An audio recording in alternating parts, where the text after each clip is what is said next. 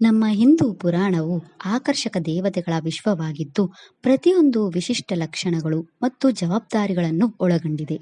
ತ್ರಿಮೂರ್ತಿಗಳಲ್ಲಿ ಬ್ರಹ್ಮ ಸೃಷ್ಟಿಕರ್ತ, ವಿಷ್ಣು ಸಂರಕ್ಷಕ ಮತ್ತು ಶಿವ ಸೃಷ್ಟಿಯ ವಿನಾಶಕ.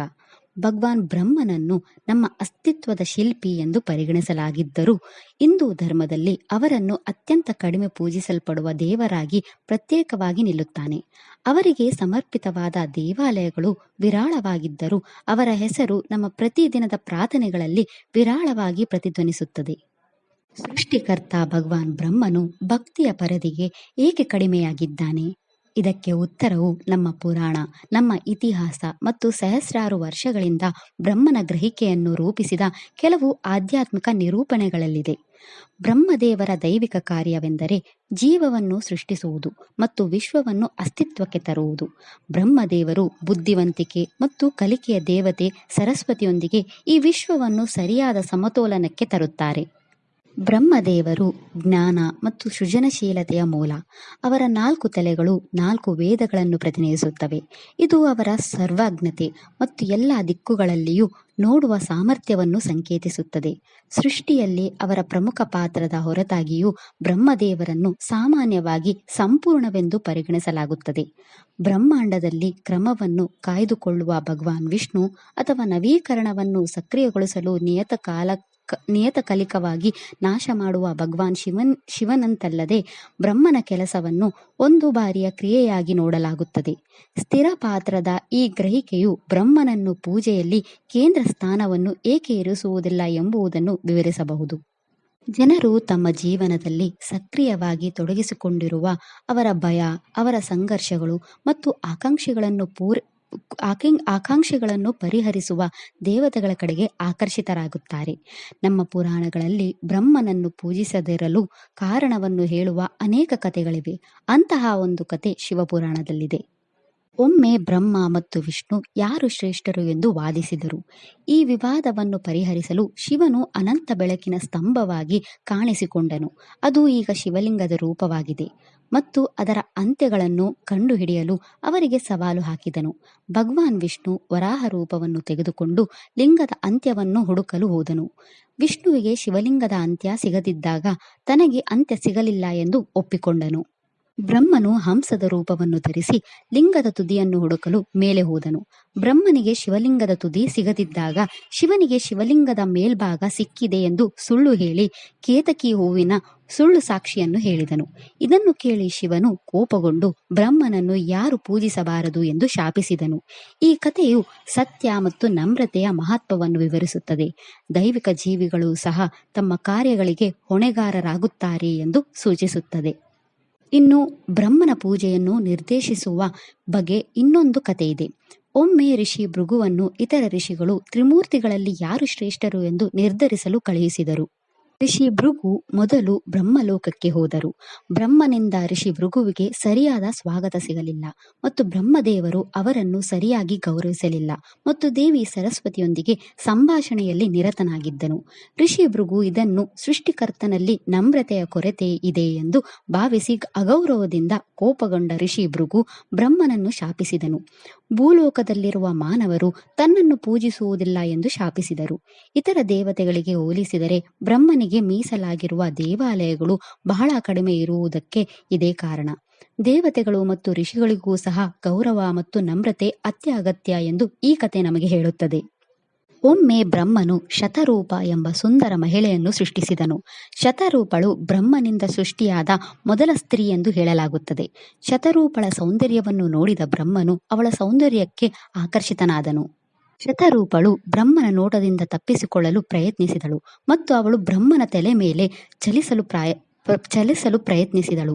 ಬ್ರಹ್ಮನು ಅವಳನ್ನು ಎಲ್ಲಾ ಕಡೆಯಿಂದ ನೋಡಲು 4 ತಲೆಗಳನ್ನು ಬೆಳೆಸಿದನು ಮತ್ತು ಮೇಲಿನಿಂದ ಅವಳನ್ನು ನೋಡಲು 5ನೇ ತಲೆಯನ್ನು ಸೃಷ್ಟಿಸಿದನು. ಇದನ್ನು ನೋಡಿದ ಶಿವನು ಅವನ ಕೃತ್ಯದಿಂದ ಕೋಪಗೊಂಡು ವಿಶ್ವಕ್ರಮವನ್ನು ಪುನಃ ಸ್ಥಾಪಿಸಲು ತನ್ನ ತ್ರಿಶೂಲದಿಂದ ಬ್ರಹ್ಮನ 5ನೇ ತಲೆಯನ್ನು ಕತ್ತರಿಸಿದನು. ಬ್ರಹ್ಮನ ಈ ಕೃತ್ಯದಿಂದ ಶಿವನು ಬ್ರಹ್ಮನನ್ನು ಯಾರು ಪೂಜಿಸಬಾರದು ಎಂದು ಶಾಪಿಸಿದನು. ಈ ಕಥೆಗಳು ಭಗವಾನ್ ಬ್ರಹ್ಮನನ್ನು ದೋಷಪೂರಿತ ಜೀವಿ ಎಂದು ಚಿತ್ರಿಸುತ್ತವೆ. ಕುರುಡು ಪೂಜೆಯ ಮೇಲೆ ನೈತಿಕ ಪಾಠಗಳನ್ನು ಒತ್ತಿ ಹೇಳುತ್ತವೆ. ಈ ಕಥೆಗಳು ಎಚ್ಚರಿಕೆಯ ಕಥೆಗಳಾಗಿ ಕಾರ್ಯನಿರ್ವಹಿಸುತ್ತವೆ. ಸಮಗ್ರತೆ ಮತ್ತು ನಮ್ರತೆಯಿಂದ ವರ್ತಿಸುವುದನ್ನು ನಮಗೆ ನೆನಪಿಸುತ್ತದೆ. ಹಿಂದೂ ಧರ್ಮದಲ್ಲಿ ವಿಷ್ಣು ಮತ್ತು ಶಿವ ಕ್ರಮವಾಗಿ ಮಾನವ ಜೀವನದಲ್ಲಿ ಸಕ್ರಿಯವಾಗಿ ತೊಡಗಿಸಿಕೊಂಡಿರುವ ಶಕ್ತಿಗಳನ್ನು ಪ್ರತಿನಿಧಿಸುತ್ತಾರೆ. ಅವರ ಪಾತ್ರಗಳು ಅಸ್ತಿತ್ವದಲ್ಲಿ ನಡೆಯುತ್ತಿರುವ ಚಕ್ರಗಳೊಂದಿಗೆ ಹೊಂದಿಕೆಯಾಗುತ್ತವೆ. ಅವರ ಆರಾಧನೆಯನ್ನು ನಮ್ಮ ಪ್ರತಿದಿನದ ಕಾಳಜಿಗಳಿಗೆ ಹೆಚ್ಚು ಪ್ರಸ್ತುತವಾಗಿಸುತ್ತದೆ. ಭಗವಾನ್ ಬ್ರಹ್ಮನನ್ನು ಪೂರ್ಣಗೊಂಡ ಶಕ್ತಿಯಾಗಿ ನೋಡಲಾಗುತ್ತದೆ. ಬ್ರಹ್ಮನಿಗೆ ಅರ್ಪಿತವಾದ ದೇವಾಲಯಗಳು ಬಹಳ ವಿರಳ. ರಾಜಸ್ಥಾನದ ಪುಷ್ಕರ್ನಲ್ಲಿರುವ ಬ್ರಹ್ಮ ದೇವಾಲಯವು ಬ್ರಹ್ಮನಿಗೆ ಅರ್ಪಿತವಾದ ಕೆಲವೇ ಪ್ರಮುಖ ದೇವಾಲಯಗಳಲ್ಲಿ ಒಂದಾಗಿದೆ. ಈ ಕೊರತೆಯು ಭಕ್ತಿಯ ಭೂದೃಶ್ಯದಲ್ಲಿ ಅವರ ಉಪಸ್ಥಿತಿಯನ್ನು ಮತ್ತಷ್ಟು ಮಿತಿಗೊಳಿಸುತ್ತದೆ. ಹಿಂದೂ ಸಂಸ್ಕೃತಿಯು ಹೆಚ್ಚಾಗಿ ಪೋಷಣೆ ಮತ್ತು ನವೀಕರಣಕ್ಕೆ ಒತ್ತು ನೀಡುತ್ತದೆ. ಇದು ಭಗವಾನ್ ವಿಷ್ಣು ಮತ್ತು ಶಿವನ ಪಾತ್ರಗಳೊಂದಿಗೆ ಹೊಂದಿಕೆಯಾಗುತ್ತದೆ. ಪೌರಾಣಿಕ ಶಾಪಗಳು ಬ್ರಹ್ಮನನ್ನು ಪೂಜಿಸಲು ಅರ್ಹನಾದ ದೇವರೆಂದು ಪರಿಗಣಿಸುವುದನ್ನು ಕಡಿಮೆ ಮಾಡುತ್ತವೆ. ದಂತಕಥೆಗಳು ಹೆಚ್ಚಾಗಿ ಬ್ರಹ್ಮನ ಮಾನವನಂತಹ ನಡವಳಿಕೆಗಳಾದ ವಂಚನೆ, ಅಹಂಕಾರ ಮತ್ತು ಬಾಂಧವ್ಯವನ್ನು ಎತ್ತಿ ತೋರಿಸುತ್ತದೆ. ಇದು ಪರಿಪೂರ್ಣತೆಯ ಸಂಕೇತವಾಗಿ ಅವರನ್ನು ಕಡಿಮೆ ಸಂಬಂಧಿಸುವಂತೆ ಮಾಡುತ್ತದೆ. ಇದು ಸೃಷ್ಟಿಕರ್ತನಾಗಿ ಬ್ರಹ್ಮನ ಪಾತ್ರವು ಪೂರ್ಣಗೊಂಡಿದೆ ಎಂದು ಕಂಡುಬರುತ್ತದೆ. ಇದು ನಡೆಯುತ್ತಿರುವ ಆಧ್ಯಾತ್ಮಿಕ ಅಥವಾ ವೈಯಕ್ತಿಕ ಹೋರಾಟಗಳಲ್ಲಿ ಕಡಿಮೆ ಪ್ರಸ್ತುತತೆಗೆ ಕಾರಣವಾಗುತ್ತದೆ. ಬ್ರಹ್ಮನ ಆರಾಧನೆ ಸೀಮಿತವಾಗಿರಬಹುದು, ಆದರೆ ಅವನ ಕಥೆಗಳು ಇಂದಿಗೂ ಪ್ರಸ್ತುತವಾಗಿರುವ ಆಳವಾದ ಪಾಠಗಳನ್ನು ಒದಗಿಸುತ್ತವೆ. ಶಿವನ ಶಾಪದ ಕಥೆಯಲ್ಲಿ ಸುಳ್ಳು ಹೇಳಿದ್ದಕ್ಕಾಗಿ ಬ್ರಹ್ಮನಿಗೆ ಶಿಕ್ಷೆಯು ವೈಯಕ್ತಿಕ ಮತ್ತು ವೃತ್ತಿಪರ ಸಂಬಂಧಗಳಲ್ಲಿ ಸತ್ಯದ ಮಹತ್ವವನ್ನು ಒತ್ತಿ ಹೇಳುತ್ತದೆ.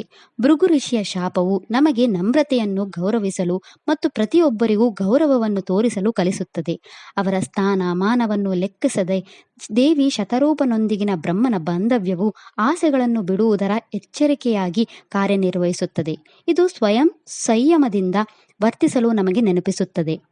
ನಮ್ಮ ಪುರಾಣಗಳ ಈ ಕಥೆಗಳು ನಮ್ಮ ಕ್ರಿಯೆಗಳ ಬಗ್ಗೆ ಚಿಂತಿಸಲು, ನಮ್ಮ ಜೀವನದಲ್ಲಿ ನಾವು ವಹಿಸುವ ಪಾತ್ರಗಳನ್ನು ಗೌರವಿಸಲು ಮತ್ತು ಸಂಬಂಧಗಳು ಮತ್ತು ಜವಾಬ್ದಾರಿಗಳ ಸಂಕೀರ್ಣತೆಗಳನ್ನು ನಿರ್ದೇಶನ ಮಾಡಲು ನಮ್ಮನ್ನು ಪ್ರೋತ್ಸಾಹಿಸುತ್ತದೆ. ಬ್ರಹ್ಮನಿಗೆ ವ್ಯಾಪಕವಾದ ಪೂಜೆ ದೊರೆಯದಿದ್ದರೂ ಅವನ ಉಪಸ್ಥಿತಿಯು ಇಂದು ವಿಶ್ವವಿಜ್ಞಾನಕ್ಕೆ ಅವಿಭಾಜ್ಯವಾಗಿದೆ. ಅವನ ಕಥೆಗಳು ನೈತಿಕ ರೂಪಕಗಳಾಗಿ ಕಾರ್ಯನಿರ್ವಹಿಸುತ್ತವೆ. ಭಕ್ತರನ್ನು ಸದಾಚಾರ, ನಮ್ರತೆ ಮತ್ತು ಸ್ವಯಂ ಅರಿವಿನ ಮಾರ್ಗದ ಕಡೆಗೆ ಮಾರ್ಗದರ್ಶನ ಮಾಡುತ್ತದೆ. ಬ್ರಹ್ಮನ ಕಥೆಯು ಪೂಜೆಯ ಉದ್ದೇಶವನ್ನು ಪುನಃ ವಿಮರ್ಶಿಸಲು ನಮಗೆ ಸವಾಲು ಹಾಕುತ್ತದೆ. ಇದು ಕೇವಲ ಭಕ್ತಿಯ ಬಗೆಯೇ ಅಥವಾ ನಮ್ಮ ಜೀವನವನ್ನು ಸುಧಾರಿಸಲು ದೈವಿಕ ನಿರೂಪಣೆಗಳಿಂದ ಪಾಠಗಳನ್ನು ಕಲಿಯುವುದರ ಬಗ್ಗೆ? ಸೃಷ್ಟಿಕರ್ತನ ಪ್ರಯಾಣವನ್ನು ಆಲೋಚಿಸುವ ಮೂಲಕ ನಮ್ಮ ಪ್ರಶ್ನೆಗಳನ್ನು ನಿವಾರಿಸಲು, ಸತ್ಯವನ್ನು ಸ್ವೀಕರಿಸಲು ಮತ್ತು ನಮ್ಮ ಜವಾಬ್ದಾರಿಗಳನ್ನು ಅನುಗ್ರಹದಿಂದ ಪೂರೈಸಲು ನಾವು ಸ್ಫೂರ್ತಿಯಿಂದ ಪಡೆಯಬಹುದು. ಬ್ರಹ್ಮದೇವರ ವಿರಾಳ ಪೂಜೆಯು ಅವರ ಪ್ರಾಮುಖ್ಯತೆಯನ್ನು ತಳ್ಳಿ ಹಾಕುವುದಲ್ಲ, ಬದಲಾಗಿ ಇಂದು ಚಿಂತನೆಯೊಳಗಿನ ಬಹು ಹಂತದ ಸಂಕೀರ್ಣತೆಗಳ ಪ್ರತಿಬಿಂಬವಾಗಿದೆ. ಸೃಷ್ಟಿಕರ್ತನಾಗಿ ಅವರ ಪಾತ್ರವು ಮೂಲಭೂತವಾಗಿದೆ, ಆದರೆ ಅವರ ಪುರಾಣಗಳು ದುರಹಂಕಾರ, ವಂಚನೆ ಮತ್ತು ಅನಿಯಂತ್ರಿತ ಆಸೆಗಳ ವಿರುದ್ಧ ಎಚ್ಚರಿಕೆ ನೀಡುತ್ತವೆ. ಬ್ರಹ್ಮದೇವರ ದೇವಾಲಯಗಳು ಕಡಿಮೆ ಇರಬಹುದು, ಆದರೆ ಬ್ರಹ್ಮದೇವರ ಕಥೆಗಳಲ್ಲಿರುವ ಪಾಠಗಳು ಕಾಲಾತೀತವಾಗಿವೆ. ನಮ್ಮ ಆಧುನಿಕ ಜೀವನದ ಸವಾಲುಗಳನ್ನು ನಾವು ಎದುರಿಸುತ್ತಿರುವಾಗ ಈ ಕಥೆಗಳು ಪ್ರಾಮಾಣಿಕತೆ, ನಮ್ರತೆ ಮತ್ತು ಸ್ವಯಂ ನಿಯಂತ್ರಣದ ಸದ್ಗುಣಗಳ ಬಗ್ಗೆ ಅಮೂಲ್ಯವಾದ ಒಳನೋಟಗಳನ್ನು ನೀಡುತ್ತವೆ. ಆಚರಣೆಗಳಲ್ಲಿ ಸೃಷ್ಟಿಕರ್ತನನ್ನು ಮರೆತು ಬಿಡಬಹುದು, ಆದರೆ ಅವರ ಬುದ್ಧಿವಂತಿಕೆಯು ಅಸ್ತಿತ್ವದ ಆಳವಾದ ಸತ್ಯಗಳನ್ನು ಅರ್ಥ ಮಾಡಿಕೊಳ್ಳಲು ಬಯಸುವವರಿಗೆ ಮಾರ್ಗದರ್ಶನ ನೀಡುತ್ತಲೇ ಇರುತ್ತದೆ. ಇದರ ಹೊರತಾಗಿ ಭಗವಾನ್ ಬ್ರಹ್ಮನಿಗೆ ಗುರುವಿನ ಸ್ಥಾನವನ್ನು ನೀಡಲಾಗಿದೆ. ನಮ್ಮ ಸ್ವಂತ ಜೀವನದ ಸೃಷ್ಟಿಕರ್ತರಾಗಲು, ನಮ್ಮ ಜೀವನವನ್ನು ನಿರ್ಭಯವಾಗಿ ಕಲ್ಪಿಸಿಕೊಳ್ಳಲು, ನಮ್ಮ ಜೀವನವನ್ನು ಬುದ್ಧಿವಂತಿಕೆಯಿಂದ ಯೋಚಿಸಲು ಮತ್ತು ಸ್ಥಿರವಾಗಿ ವರ್ತಿಸಲು ಬ್ರಹ್ಮನು ನಮಗೆ ಪ್ರೇರೇಪಿಸುತ್ತಾನೆ.